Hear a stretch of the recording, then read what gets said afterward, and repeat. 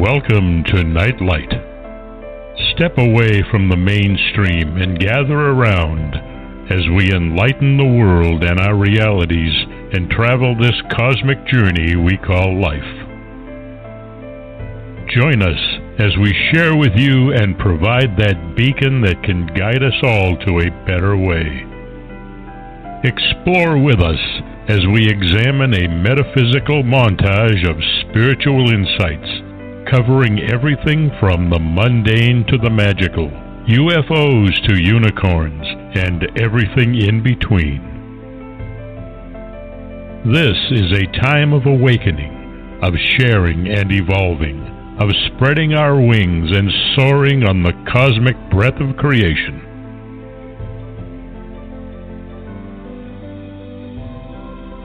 Come and join with other light-minded spirits as we weave our lights together to seek understanding, enlightenment, and, with a little luck, some wisdom. This is Nightlight, a reminder that you are never alone.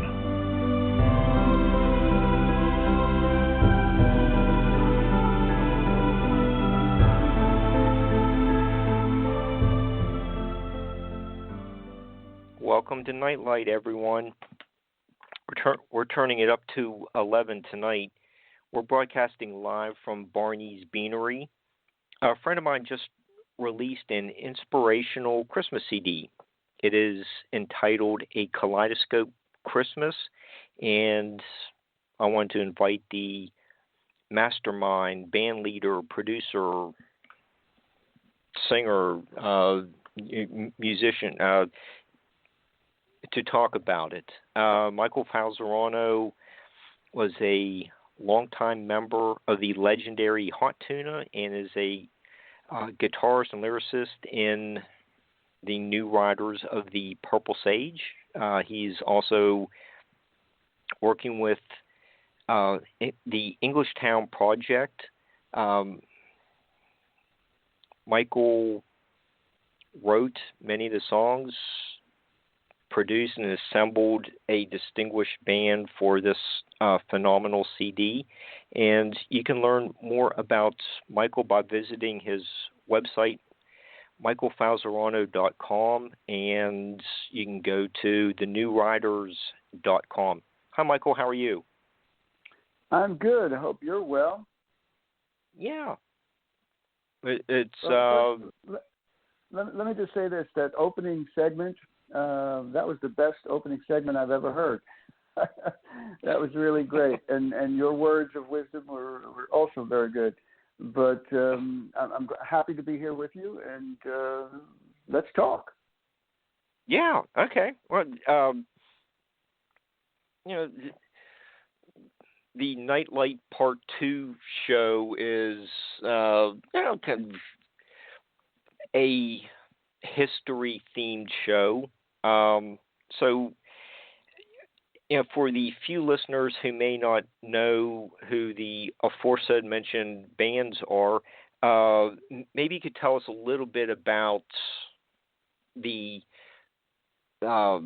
founding of them, who was in them, a little bit of the history behind them, where you fit into,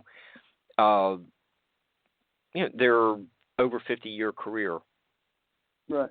Well, let's just start with Hot Tuna for the moment, because for me, although I had a career or I was making a living before I joined up with Hot Tuna, Hot Tuna was a very influential band out of San Francisco. Yomer Calkin and Jack Cassidy, they were in the Jefferson Airplane, probably one of, if not the top of the food chain in the 60s of, radio music. Obviously the Grateful Dead were a different thing. They were doing the jam band thing, but in the early years, Jefferson Airplane, one of the first bands out of San Francisco, if not the first band out of San Francisco to get a record deal. And I think, Yomer and Jack stayed with the band for probably about 7 years, I think. And then they split off to do their own thing in Hot Tuna, a band that they formed and became, pretty successful. And they've had an over 50-year career doing that, And then somewhere, in the late 70s, they had, it sort of ran its course for a while, and they took a hiatus from like 1970 to 1983. And in 1983, Jorma and Jack decided to put the band back together, so to speak. And to make a long story short, they asked me to join, and I did. And we did a couple of successful tours in 83 and 84. I mean, we played gigantic places like, we sold out the Nassau Coliseum, the Philadelphia Spectrum, and all these big, giant places. And then for a couple of years, they went back to doing what Hot Tuna started out doing, which is an acoustic duo, Jorma Kaukonen and Jack Cassidy. And then, again, sometime, in the late 80s, they decided to put a band back together, and I got back together with them in 1989 or 90 and played with them until about 2003. And we toured all over the world. I mean, they're very popular. They were very popular. They're still very popular. Jorma Kaukonen has his guitar camp. It's called the Permeating Ranch Guitar Camp in Pomeroy, Ohio. Jack teaches there. I used to teach there all the time until I got into New Riders, and then the schedules didn't work out. So, Hot Tuna, they've had this 50-year career. I've been a part of it for a chunk of it. I've loved every minute I spent with them. We're still very close. So when I called them up, I called up Jorma, Jack, and Pete Sears, who later became a member of Hot Tuna, and asked them if they'd be interested in playing on my Christmas CD. It was without hesitation. They just said yes, And in fact, all the people on the CD, it's why I called it Michael Falzarano and Extended Family, is because all the people on the CD are like family to me. I've been making music with these people, Jorma and Jack for over 40 years, Pete Sears for over 30 years, all the rest of the guys, Tom Sakostic, Cliff Black, Dave Diamond, Jeff Mattson, guys from the Zen Tricksters, Rob Wolfson, and everybody on the CD. For the most part, I've known those guys for 25 years. So it was a very easy project to put together because, like I said, there's never a question because I've done a lot of projects for a lot of people and with a lot of people over the years. And when I'm doing a recording project, I usually call the guys I want to play with on a particular project up, and they just, they just say, yeah, where, when, how. It's never a question like music business stuff like, can I see the contract, or how much am I getting paid, or when am I going to get paid? None of that, It's just, yeah, sure, send me the tapes, or when do I need to be there? What studio are we going to? And, I've built my whole career that way, and it's worked out quite well for me. And then, to give you a little bit more background and history before we get into where we are now, sometime in like 2003, I think it was, Hot Tuna, Jorma and Jack decided to go back to doing a acoustic duo thing. And so they put the full band on hiatus. And I worked around the New York City tri-state area for a while. And then I hooked up with Professor Louis and the Chromatics. And we went on tour with Garth Hudson, the keyboard player from the band. And we had a show we did all over the country and Canada playing the music of the band. And in fact, we even went to Garth Hudson's hometown where they gave him the Lifetime Achievement Award. It was a beautiful, great thing that we did with that. And then shortly after that, I got the call to ask if I wanted to be in the New Riders of the Purple Sage. And of course I said yes, because, I love the New Riders. And if we go back again, before Hot Tuna, before I was in the New Riders, we go further back when I was growing up on Long Island and New York, all my, teenage, young 20 bands when I was in my young 20s, early 20s, the music I played in those bands was the music of Hot Tuna, the New Riders, Quicksilver. They were all San Francisco bands, the Grateful Dead, Commander Cody, all people that I either wound up in the band with, Hot Tuna and the New Riders, and or have either met and or played extensively with over the years, like all the members of the band. Commander Cody, played with him a bunch of times. So it's been an interesting journey. It's not over, still doing it. And, that's what led me down this path where I am now. And I just felt, putting out a Christmas CD and getting it out right now would be a really not important, but helpful thing, because it's such a dark time. And in my opinion, this is such a joyful album of musicians and music and songs that I thought it would be a good idea. So that's what I did. Yeah, and Michael, it's a Christmas CD. Get yes, it's Christmas time again, and Jingle Bells, Jingle Jam. Okay, some traditional Christmas songs.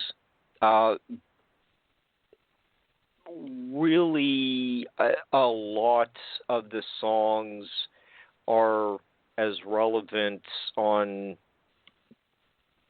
the July 4th weekend as Christmas.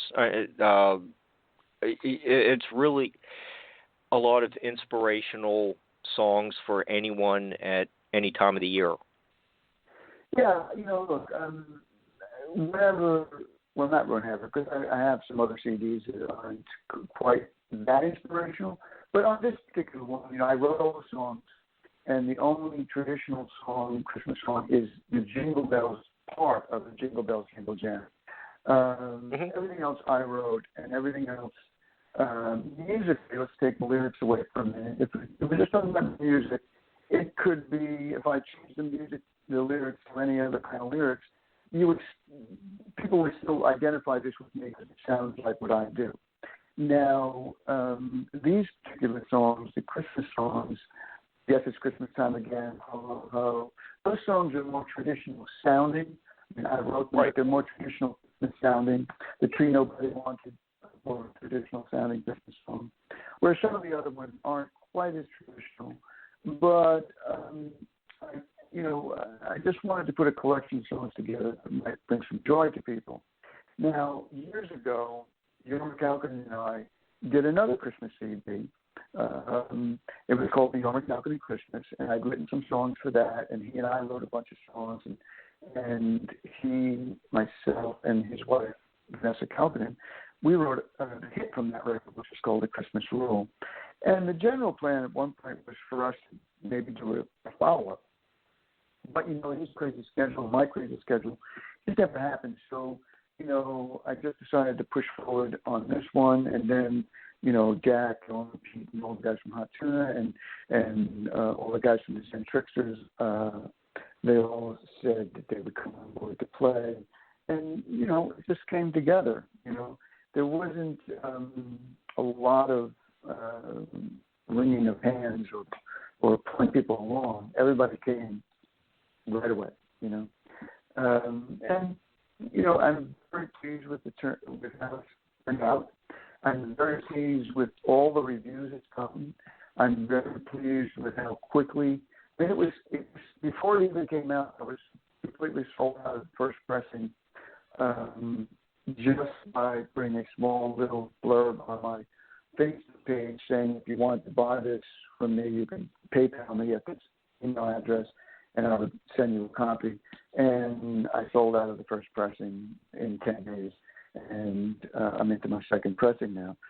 So, it's very enlightening. I'm happy about it. I'm happy that everybody that purchased it and all the reviewers that have reviewed it really loved it.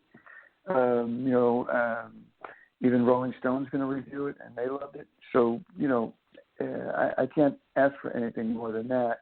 And, for me personally, I'm hoping and I'm happy. I'm hoping that it gives some people some joy and happiness, and I'm happy that for the people that have told me that it does, that it's doing its job. Oh, it's a wonderful CD, and we'll be talking about some many of the songs here in a minute. But did you grow up in a religious house? It was Christmas a big part of when you were little? Well, religious, I guess to some extent I could say yes. I mean, I was an altar boy, I'm Italian Catholic, and my parents, my grandparents, and everybody. We were, we went to church every Sunday. Easter, we went to church.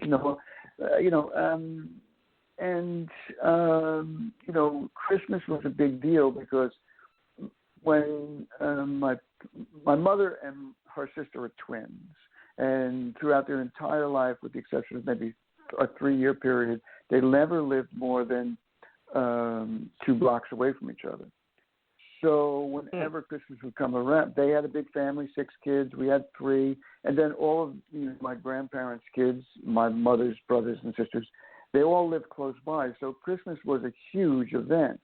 I mean, there could be 20 kids in a house for Christmas Eve. So yeah, it was important. It was a very happy time.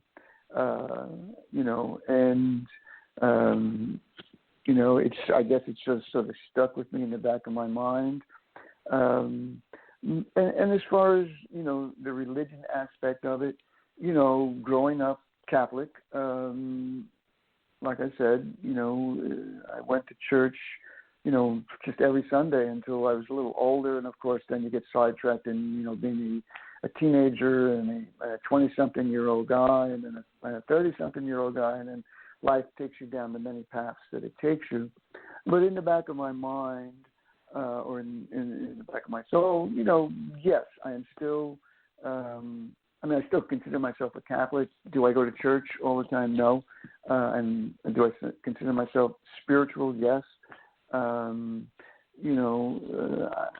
Before this album, 2 albums back, I did an album called We Are All One. And essentially the theme of that album and the theme of, well, not the album, but a theme of that song was that, we are all one. No matter what religion you're in, no matter what color you are, no matter what ethnicity, no matter what country you came to, no matter what language you speak, we're all one. We're on the same planet. We're all equal. We should just try and get along. That was the theme of that particular song. And that's been it's part of the theme of what I've done throughout my career, I think.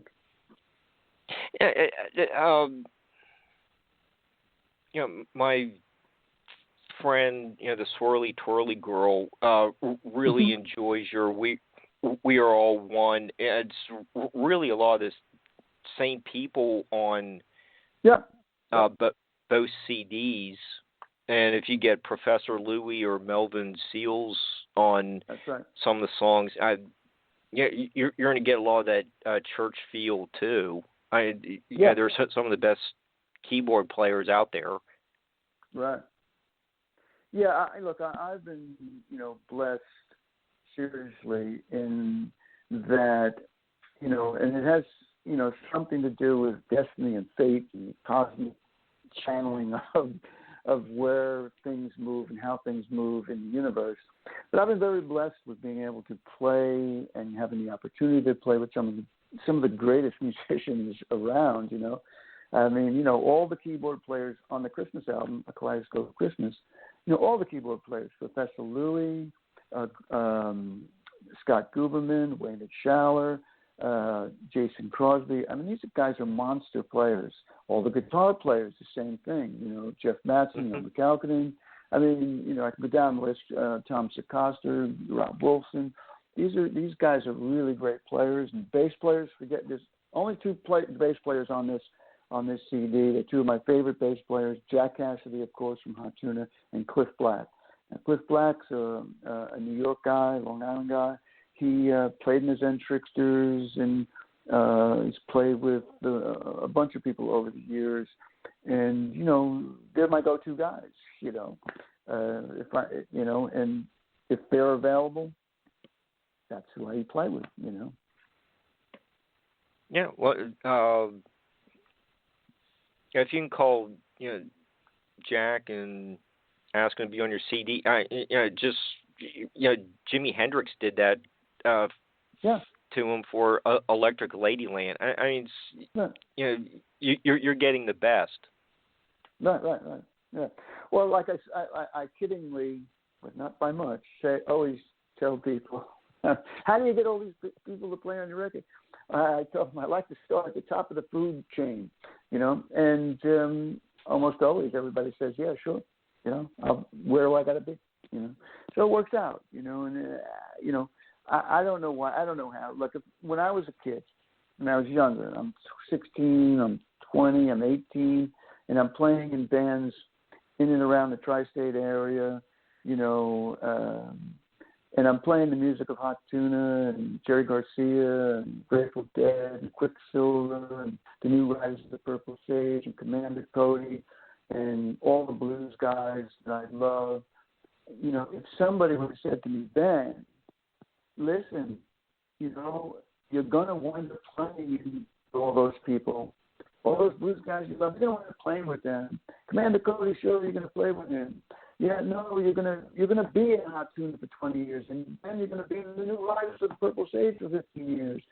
I would have thought that person was out of their mind, But I think that fate, because I'm a big believer in fate and destiny, although I do think you have to manifest that destiny to some degree, I think it just played a big hand in it. I mean, there's the channel or the road or the path that you have to go on, that I had to go on, to be on stage for the first show with Hot Tuna.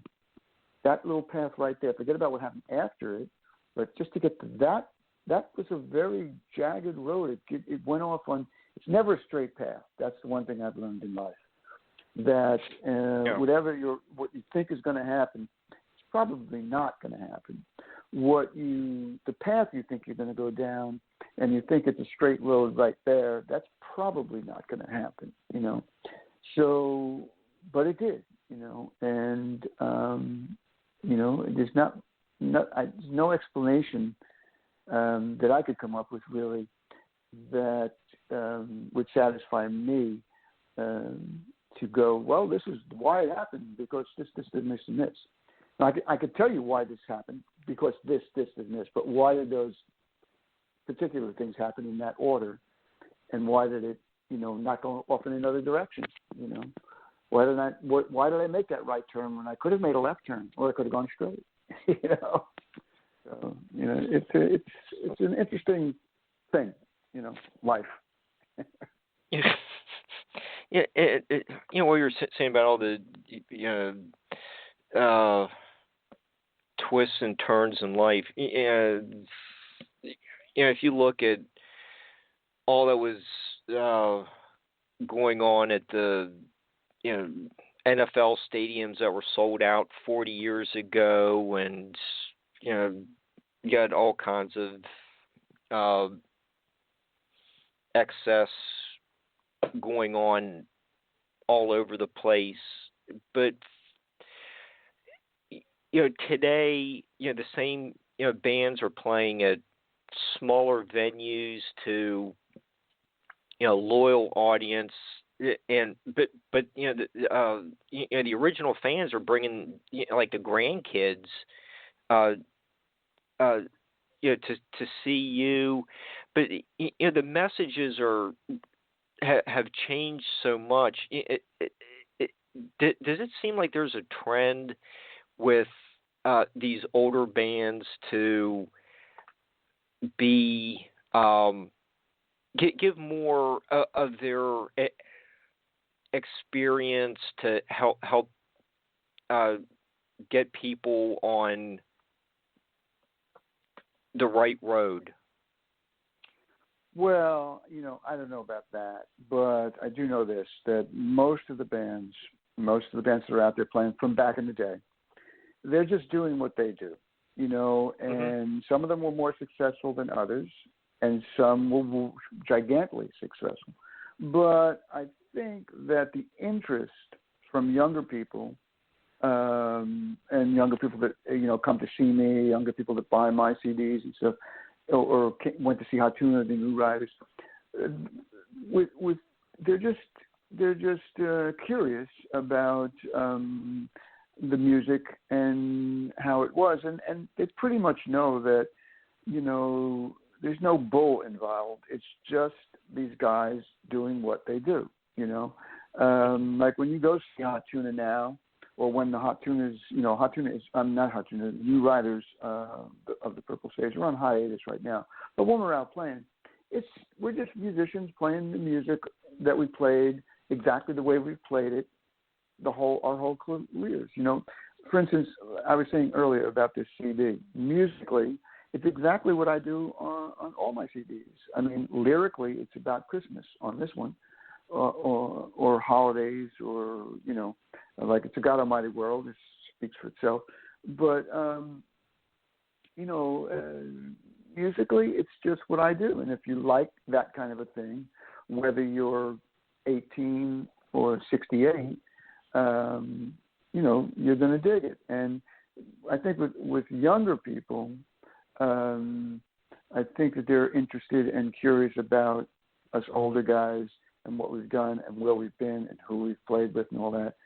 For that reason, that we've tried to stay somewhat authentic, and just do what we do. I mean, older guys that try to accommodate or, bend or do what they try and turn their thing, whatever they used to do, into some new modern thing, that almost never works. You just got to do what you do, and if people continue to like it, they'll come out to see you, and you'll continue to play, and make music.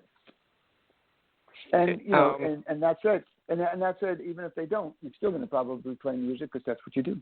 Yeah. Well, that's what I do.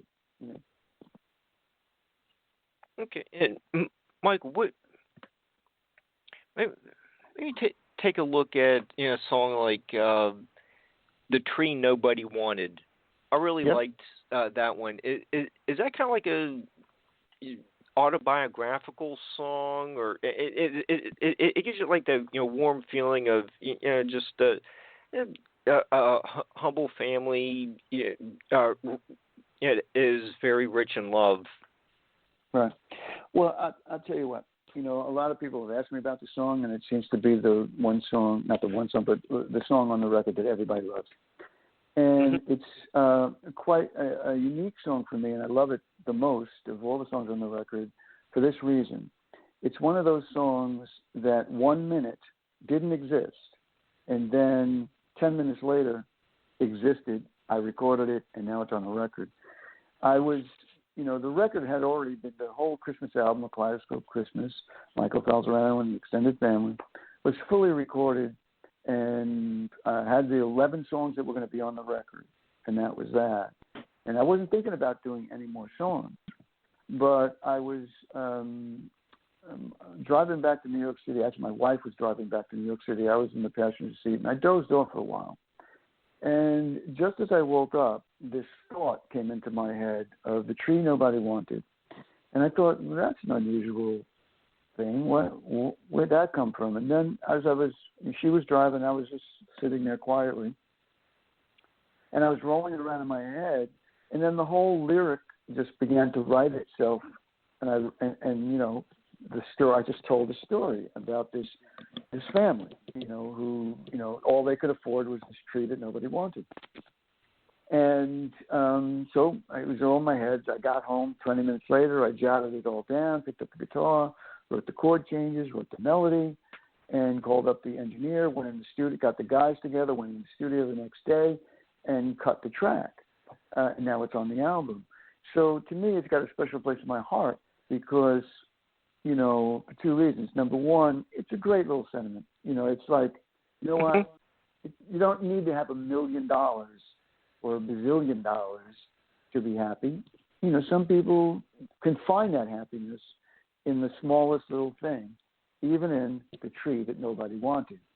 You know, and the thought in my mind was, you know, this family going who have no money, they go past this, you know, Christmas tree stand where they're selling trees, whatever, how much they're selling them for at the time, and they can't afford anyone, but, you know, everybody's passing by this, you know, this ratty old tree, and it's the tree nobody wanted, and they take it home and they decorate this tree and they turn it into this beautiful thing, and it brings joy and happiness to the family. And, you know, for that reason, it holds a special place in my heart, and apparently it struck a nerve with a lot of people because a lot of people love the tune. You know? And I'm glad it came to me. Again, I'm going to go with fate, destiny, or some kind of cosmic thing that just, you know, dropped it in my lap. You know, when I'm kind of how I songwrite anyway. You know, it's never like I sit down to write a song about the tree nobody wanted. But sometimes something happens, or sometimes some thought gets in my head, and the next thing you know, I've got a song called "The Tree Nobody Wanted." You know, and many of the songs on this record came to me like that. Yes, It's Christmas Time Again. Ho, ho, ho. These are songs that just like came to me. You know, I didn't sit down and labor over them, sing, you know, they came to me and I put them down and I recorded them. And it's very fulfilling when you actually hold it in your hand when everything is said and done. And you go like, wow, you know, it's come full circle. And I do think there's some cosmic and or, you know, the fate, destiny kind of thing that happens to make that happen. Okay, and you and the extended family did a masterful job with the eulogy, elegy, requiem for Buddy entitled "Psychedelic Cowboy Christmas." Yeah, to be on, you know, when I first heard it, you know, still, you know, the 4 or 5 days or so, you know, I've had the CD. Every time I hear the song, and it's like, you know, you get a lump in your throat type thing. And you know, you're happy that, hey, I know the guy that this, you know, song was about. The slide guitar on it is about as close to Buddy's sound without him playing it. It's one of the songs where it's like every emotion at once coming at you. Can you explain what you have going on with Psychedelic Cowboy Christmas? Yeah, well, here's the tale of that song. And it's kind of the same thing as The Tree Nobody Wanted. But with Psychedelic Cowboy Christmas, I was on the road several years back with the New Riders of the Purple Sage. We were in Northern California. And we were out to breakfast one morning. It was me, Buddy Cage, David Nelson. I think the other guys in the New Riders were there. Captain Toast, our road manager, was there.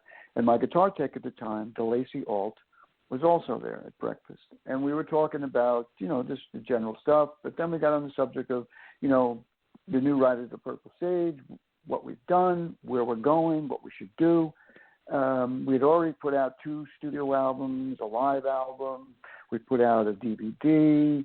We put out some radio edit songs. So we'd done a bunch of stuff at that point. And, you know, we were talking about what we're going to do next. And I suggested, you know, I said, you know, Yorma and I, a few years back, did this Christmas album. It was a lot of fun to do. Doesn't have to, we could write all new Christmas songs. We don't have to do traditional Christmas songs, which is what we did on the Yorma Kalkinen record. And, you know, and Buddy and David were very much into the concept and the idea. You know, you know. And then DeLacy Alt, she said, "Oh, that's such a great idea. You could call the album A Psychedelic Cowboy Christmas." Now, for a New Rise of the Purple Sage record, that would have been a great title for the album. But of course that never happened because Buddy got sick, David got sick, and then Buddy eventually passed away, unfortunately. But in the back of my mind, I thought to myself, I really like that title, and without thinking about it, really, it started to formulate in my head, and so I wrote out. I started writing the song, and I had an arrangement and lyric for the tune. I knew there was something there. Wasn't really crazy about it because sometimes you got to juggle it around a little bit. It's like a jigsaw puzzle. You got to put the right pieces in the right places. And so I juggled around, and then I landed where I landed now, and I'm really extremely happy with how it turned out. It's the core band, which was me, Tom Sacosta, Dave Diamond, and Cliff Black, all from the Zen Tricksters. Jeff Mattson came in and overdubbed the lead guitar. He's also from the Zen Tricksters, but he's the main guitar player in Dark Star Orchestra. Then Kerry Carney, who came in and played all the slide guitar stuff. He's a master slide guitar player from New York. He's, in the blues world, he's big. He's on all the blues charts whenever he puts a CD out. And then, Jason Crosby came in and played Hammond organ. And, he played piano. And then my good friend Scott Gruberman came in and he did the Hammond organ stuff. And the song was really happening. And then I brought in Claire Maloney and Nate DeBrine to sing the background parts. And Claire also, who is, she's a singer in the Englishtown Project, but she's also a classically trained singer. She sings opera and stuff. So she did all that operatic stuff at the end in the jam. That's her doing all that. And I think she did a masterful job. And, the song just sort of worked. And it is long. It's 9 minutes long. And for a minute I thought, well, maybe I'll edit it down and make it radio friendly. But then I figured, why? Let me just leave it the way it is. I love it the way it is. I'm not going to make a radio edit. I'm just going to leave it how it is, And it worked out. And I really it's, again, I don't have a non-favorite song on the record. They're all my favorite songs, so to speak. I could go into depth about every single song on the record, but I love that one, number one, because of the story that goes behind it, and because Buddy was a part of the original conversation, and that's why it's in memory of him.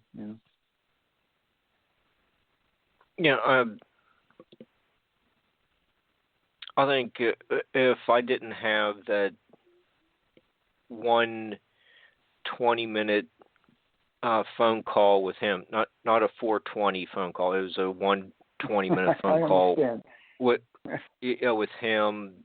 I don't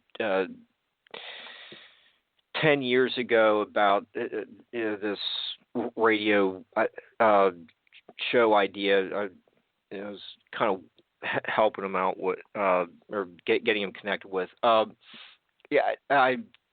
probably would have never gotten in front of the microphone and had this chance to work with Barbara and the Nightlight.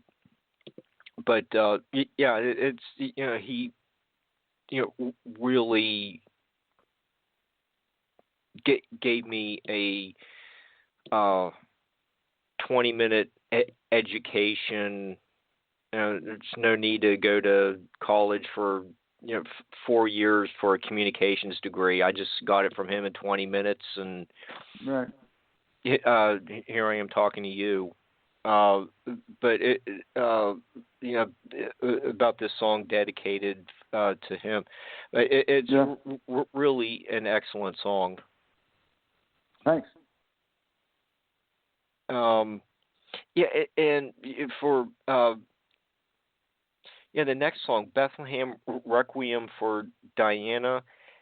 You basically have a lot of Jefferson Airplane, like a mini reunion going on there, and the fiddle in and that really adds a lot.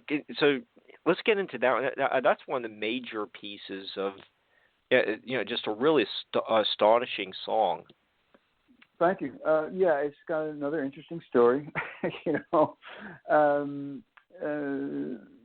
called the Bethlehem Requiem for Diana, and the Diana in question here is Diana Klein, Jack Cassidy's late wife.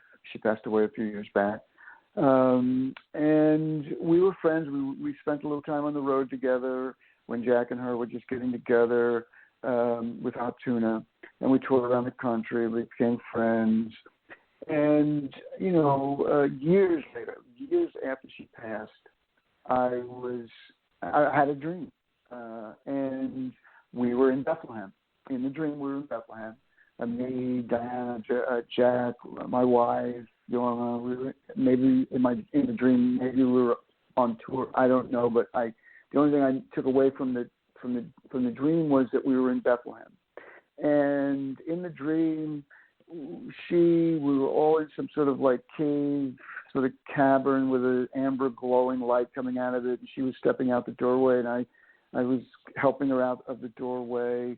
And then we were walking away from this cabin cave place. And in my mind, in the dream, this sort of melody was playing, and this sort of sound I was hearing. And of course, like all dreams, you don't know how you get there, and then you wake up.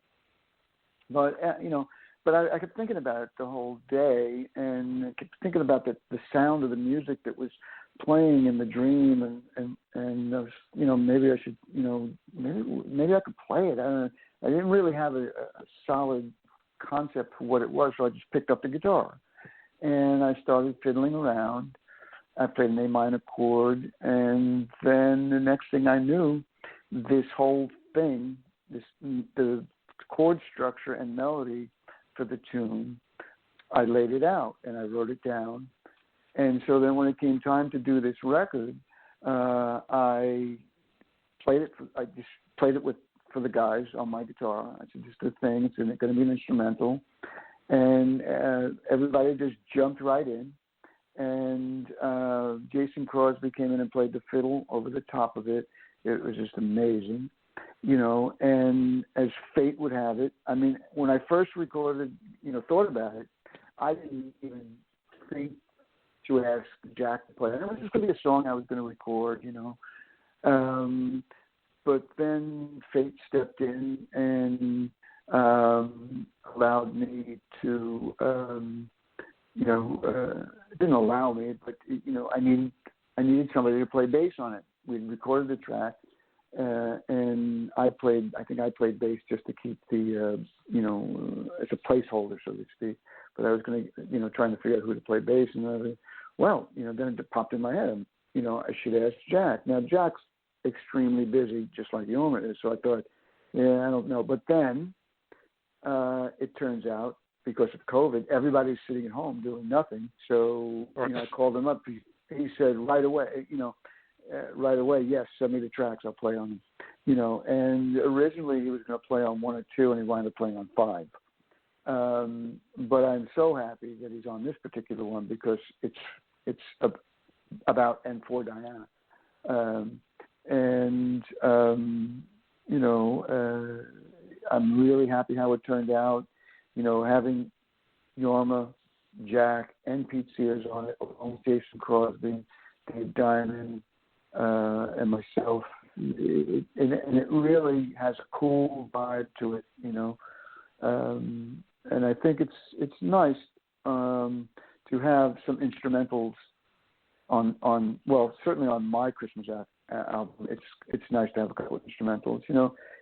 This Christmas album, as a if you look at like a Mariah Carey Christmas album, it's not that kind of Christmas album, But I think for my audience, our audience, and for people of my generation and people who like this kind of music, I think it's a good combination of material. A couple of instrumentals, a couple of sort of traditional sounding songs, traditional Christmas sounding songs, and some straight up kind of rock and roll things, you know. Yeah, there's what kind of a little Chuck Berry-ish intro to 420, 1224. Look, you know, okay. that's a tongue-in-cheek song. You know, I love the tune. I think it's really fun. It's fun to play. It was fun to record. It was fun to have everybody play on it. You know, and again, it was just a real simple thing where, you know, because I'm in the New Riders of the Purple Sage, and a lot of their songs are about, you know what they're about, smoking weed, and, you know, it's a 60s thing.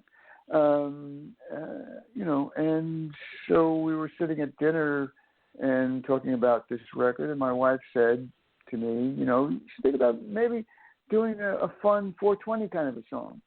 And it just kind of came to me, you know, in a millisecond, really. I said, oh, yeah, kind of like it's Christmas Eve and I smoked more weed than I should have, right? And as soon as I said it, I thought, yeah, that's going to be a song because it's kind of catchy. And then it just kind of wrote itself. And it's a really fun little tongue-in-cheek kind of thing about this character, not me, about this character who smokes too much pot on Christmas Eve and can't go to the Christmas Eve party, and then, you know, gets real paranoid and thinks the tree is watching him and goes outside and sees Santa and the reindeer. I mean, it's cute, you know. You know, and I don't think it's going to offend anybody, you know. And Michael, you were earlier in the show. You mentioned that you'd worked with Garth Hudson, keyboardist for the band, and I was like, oh, okay. You know, I remember, you know, Buddy did some. He did a tour of Australia with some of the band. That's right. Is that right? That is right. He did tour Australia with the band, and on that tour that I spoke of earlier, not the whole tour, but on portions of that tour where it was Professor Louie and the Chromatics featuring Garth Hudson revisiting the music of the band, Buddy Cage was on a lot of those shows. So, you know, Buddy and Garth go way back, you know. Okay, well, that put it in perspective that funky Cripple Creek sound for You're Still Standing. That's right. Well, you know, Professor Louie, who produced many of the later band records, and again, you know, had the band the Chromatics, and he and I went on the road with Garth Hudson. We played all the big rooms, as they like to say. You know, we played the Bottom Line multiple times, multiple sold out shows there with Garth and without Garth, but with Garth.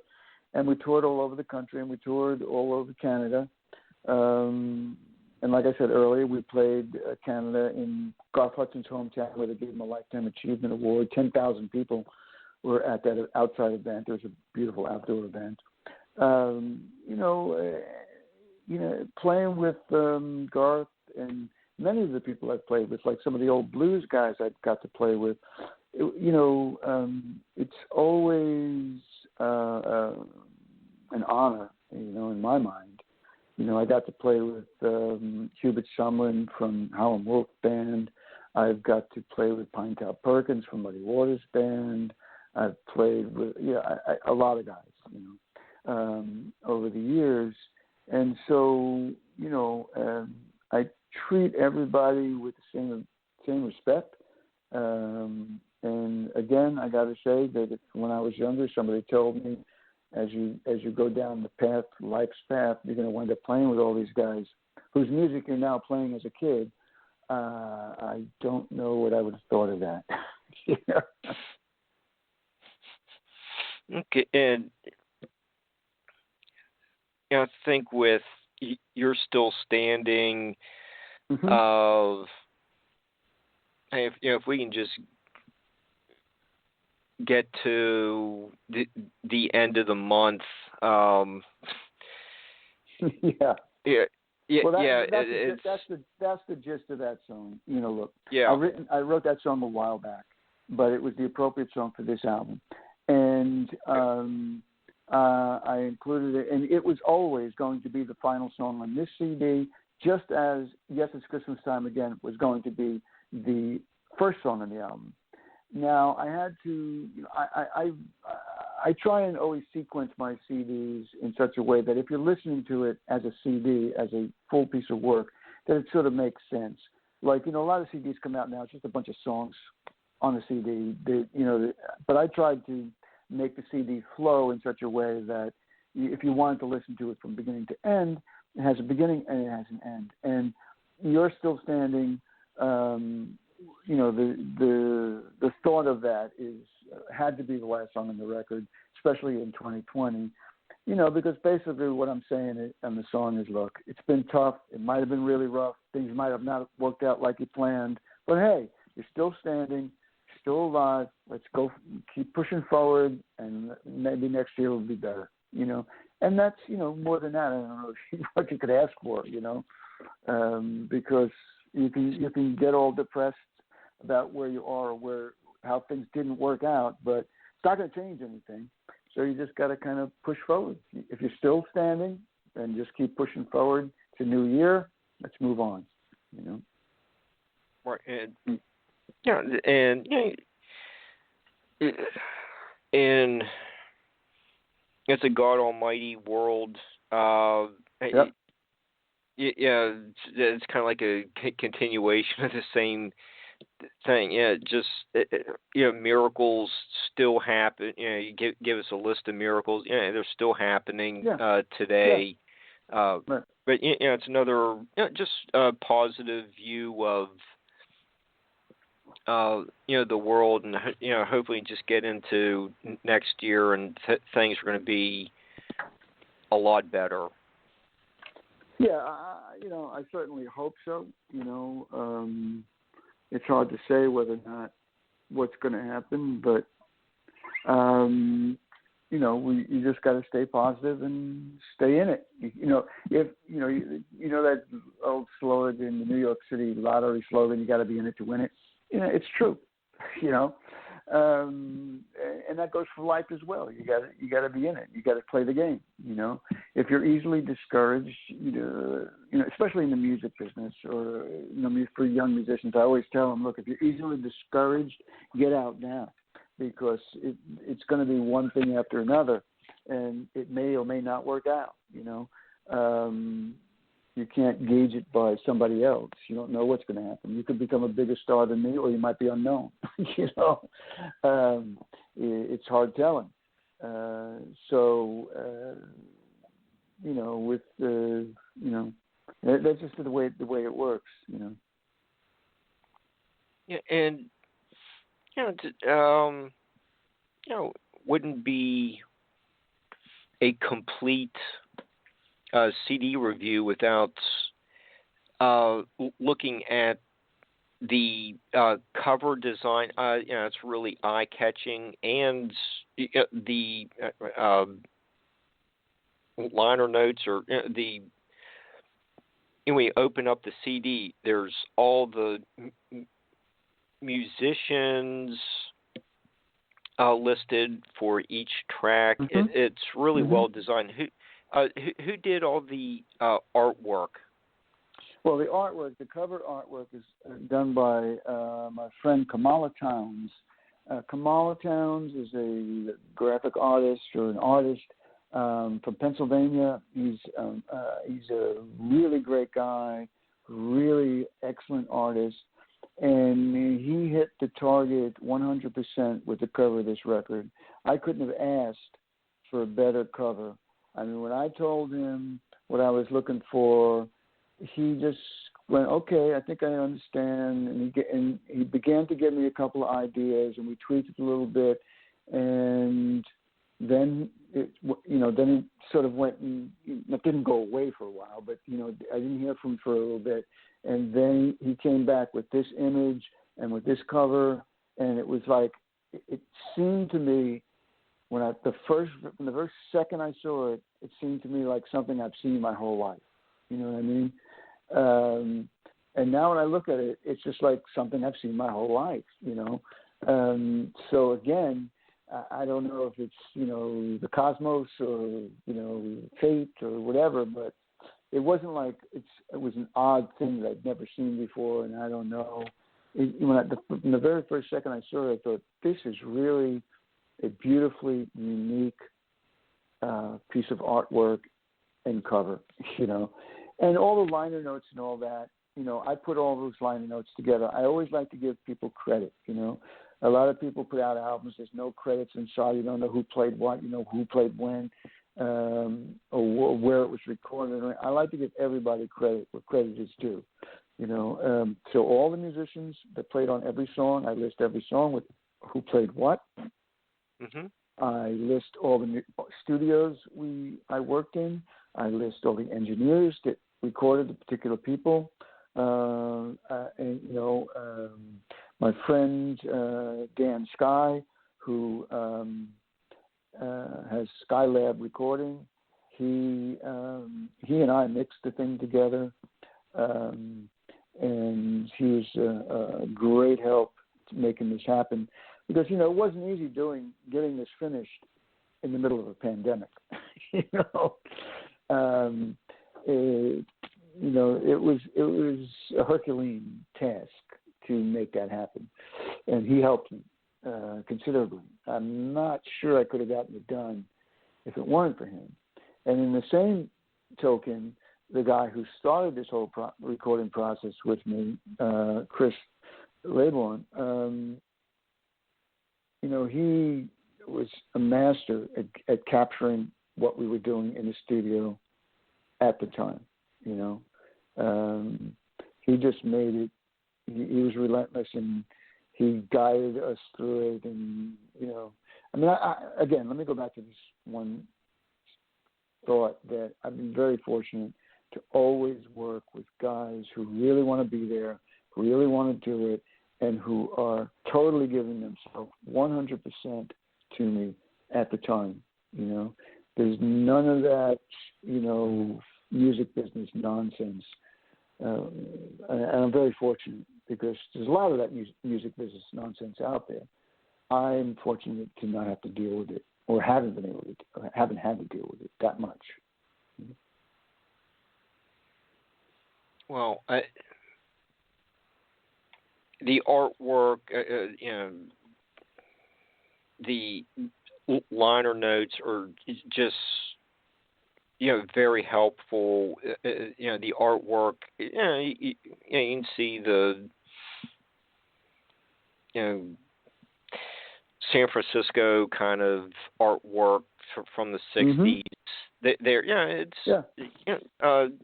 People know what they're getting, and it's everything about it is just terrific. And I know we only wanted to talk about an hour, but just as we're kind of winding down, we can keep talking for a little while longer. Right. Yeah, but is there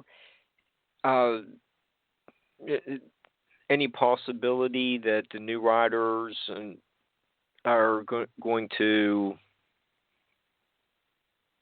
end the hiatus and get back on the road once? Okay. Yeah. Well, before COVID came to town, we had scheduled 4 shows on the East Coast, 4 shows on the West Coast, and they were going to happen in the spring of 2020. Now, we know what happened in the spring of 2020. Everything got postponed. So all those shows, 4 on the East Coast, 4 on the West Coast, they all got postponed to sometime in 2021. Now, everything is still up in the air for 2021. Nobody knows what's going to happen. Nobody knows how long it's going to take for this COVID thing to really subside. Nobody knows how long it's going to take for people to get the vaccine, people are going to take the vaccine. So it's hard to say when.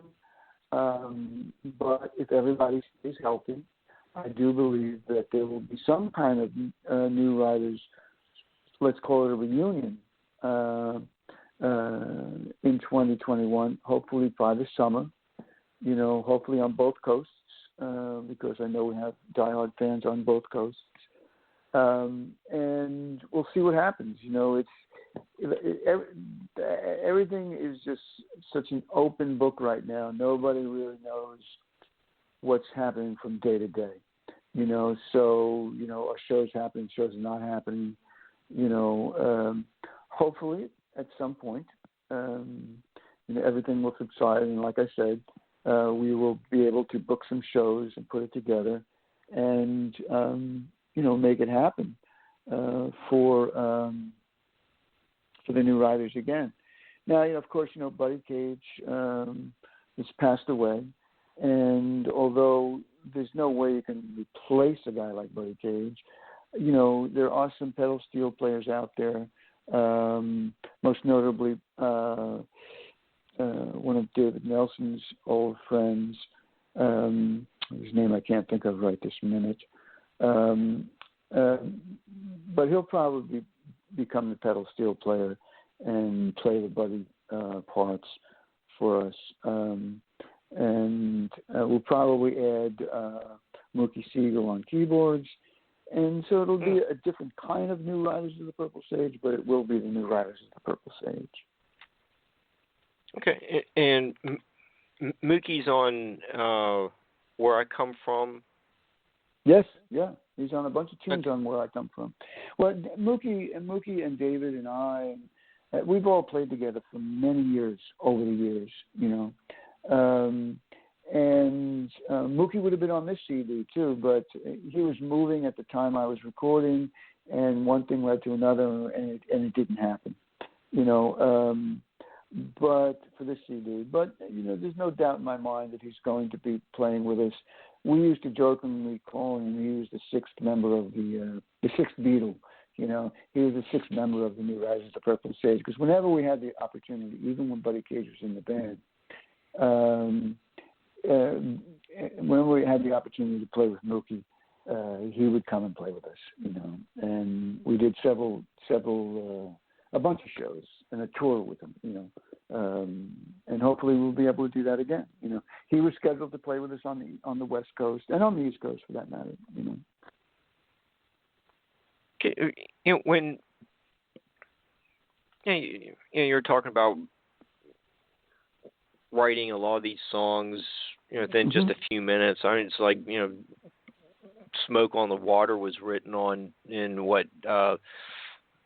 5 minutes, and it became a classic. When I say a couple of minutes, it's not really a couple of minutes.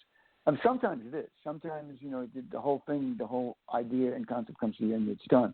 But most songs, if you just took all the downtime out, it's a couple of minutes. But sometimes it's over a long period of time, or sometimes you think about it. And like, for instance, a Psychedelic Cowboy Christmas. I had started writing that. The minute DeLacy said to me, "Psychedelic Cowboy Christmas."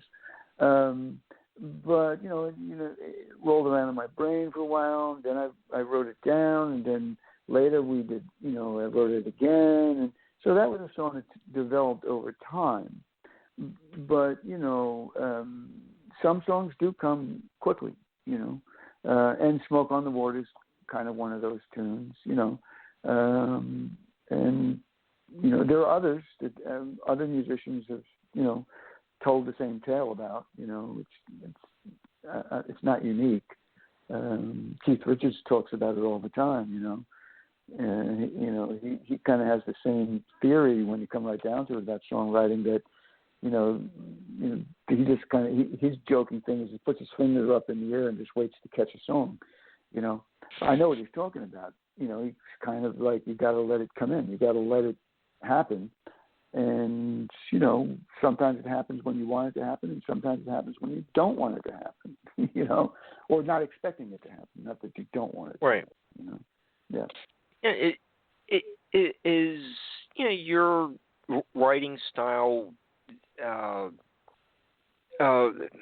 were you influenced by the Hunter Nelson writing team? Are they far more different types of writers or lyricists than you? I think we're all. Well, no. Let's rephrase that. I don't want to put myself in the same category as Bob Dylan or Robert Hunter or any of these guys. But we all write the way we write. Some people are more simplistic than others. Some people are very complex writers. And David and Buddy, not David. Not Buddy. David Nelson and Robert Hunter wrote some songs together. I wrote a song with Robert Hunter. He writes the lyrics. You put some music to it. It's when you strip everything away. It's a simple thing. And that's what happened with the Hunter Nelson tunes. Hunter sent some lyrics to David Nelson for the New Riders, and he put some music to it, and then we developed them. I think everybody has their own method of writing. Some people like to go away to someplace quiet. Some people like to be in the middle of a thriving metropolis. Everybody's different. Okay, and you mentioned Claire Maloney is Claire Maloney. from your band, the English Town Project, or right. If the New Riders gets out on the road, say in the spring, are you and Claire's going to be doing some music, like say over the summer? Hopefully the venues will open up by then. Yeah, if things open up by the summer, then we may or may not do English Town Project again. Claire and I are also in another project called the Aeroplane Family, and we were scheduled to do a bunch of shows with playing the Paul Kantner album Blows Against the Empire, but that all got postponed, and it's been postponed, and now we're into sometime in 2021. I don't know when that's going to be, but so I'm fairly certain we'll be doing something. We've done the English Town Project together. I love telling this particular story about Claire. When I put English Town Project together, it was my concept and all that. And we wanted, in the original Grateful Dead at the time, for English Town, the show is based on a tribute to a day, not necessarily a particular band. It's the English Town show that the Grateful Dead, the New Riders, the Purple Sage, and the Marshall Tucker Band played in English Town, New Jersey. And in the Grateful Dead at that particular point in time, Donna Jean was singing with them. So I wanted to have I didn't want to just go do the Grateful Dead songs without a female singer. So we had I talked with Rob Wilson, and we were going to use another friend of ours, Joanne Lediga, great singer in her own right, but she got sick with some kind of like throat thing, and she couldn't do any of the shows, and so things went sideways with her. And we were thinking about so who should we look at, and there were a couple of names that came up, and I think that one of our friends, maybe Michael Metzger, I think, might have mentioned, you should talk to Claire Maloney. She's a really good singer, and she's, just starting to bubble up here in the scene. So I contacted her, and I said, this is what's happening. This is what we're doing. Are you interested? And she said, sure. When are the gigs? And I said, whenever the gig was that she was going to be on. She was on the first bunch and then stayed in the band. But she said, I could do that. But I love this. The night before, I'm going to be at Carnegie Hall singing opera. So I can't rehearse. I go, well, That's okay with me as long as you know the material, you know. But we did rehearse, you know, about a week before, so I was comfortable with that. But I love the fact that the night before she joined the Englishtown project, she was singing at Carnegie Hall. It's just funny to me. You know? Now, I think all your friends just have their hands in so many creative projects, and it's just nice to be around you, and just all that creativity just kind of exudes from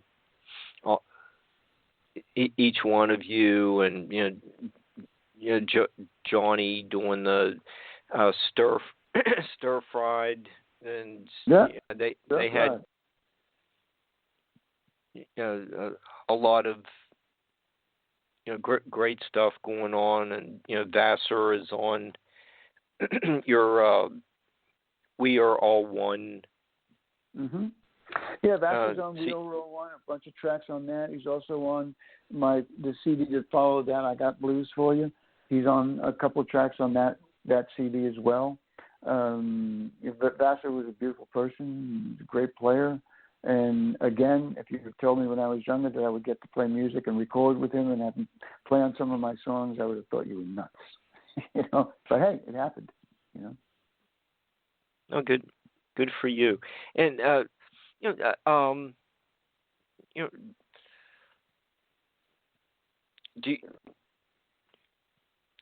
you want to cover anything else? Just want to kind of wrap things up. Do you want to give? That's fine with me if you want to stay longer. I just, we're kind of run a little over what I promised, but if you want to keep going, that's fine. I just leaving it up to you. Do you just want to? Yeah. No, I'm good. I'm good. Look, okay. We've covered a lot of ground here. Okay. I do want just to let say, everyone know. Yeah. Go ahead. I was just saying, just let everyone know where they can purchase a Kaleidoscope Christmas or anything. How to get a hold of you. It's a great stocking stuffer. Look, I mean, in the great wide world that we live in, with the World Wide Web, as it used to be called, you could just go to my website, MichaelFalzarano.com, or my Michael Falzarano music page on Facebook, or visit me on Instagram or Twitter or wherever, and you'll find links and places to find the CD. And what I've done from my Facebook page is that if you wanted to purchase a copy from me directly, at this point, you can PayPal me at pilgrims96@AOL.com, $12, and I'll send you a copy and a signed Christmas card. But it's all there on MichaelFalzarano.com. All the information. Just click on the Kaleidoscope Christmas, and you'll, get all the information on how to purchase it. It's also up for sale on all, the download sites, iTunes, Apple Music, Amazon. You could stream it on Pandora. You can stream it on Spotify. You can stream it on Deezer. On YouTube. So the music is out there right now. And, again, if you want any information about me and or the CD or any other CDs that I have released, you can go to MichaelFalzarano.com, and you can get all the information you need and purchase a copy. And if you purchase a copy from me, from my website for a Kaleidoscope Christmas, those copies I'm giving all the money to the United States Marines Toys for Tots program, and a portion of the money from all the sites that sell it, because I can't give everything away for those sites, like I said, iTunes and Spotify and all that. So the portion of that money, but when you buy it from me, during the Christmas holiday this year, I'm giving all the money to Toys for Tots. I love that program run by the U.S. Marines. I've been giving money and toys to them for quite some time now, so and I'm a big supporter of that. So, if you want to support that and you want to get yourself a CD, again, go to michaelfalzarano.com and click on Kaleidoscope Christmas, and it'll take you to a page that tells you how to go about doing that. Okay. That sounds terrific. And Michael, I just want to thank you for being such a wonderful guest tonight, and great friend over the year. Really, the New Riders really mean so much to me to just be able to talk with you guys. When we get together in Columbus or Pittsburgh or Akron, and share some time, sit on the bus, hear Ronnie's stories about his neighborhood was leveled by Hurricane Sandy. It's just stuff we just sit around and talk about, and and we still leave Speaking of Ronnie, after a great night of music. All right. Yeah. Speaking of Ronnie, I did just speak to him the other night. He's got a new CD out also called Family Business. If your people are out there, Ronnie Penquey, bass player for the New Riders of the Purple Sage, you could find him on thenewriders.com. He's got a great new CD out called Family Business. You should check it out. Okay. We'll do that. So, thank you again, Michael, and just kind of wrap up the evening, and we'll see everyone next week. Thank you again. Thank you, Barbara, for producing the show. Great. Thanks everyone for being there.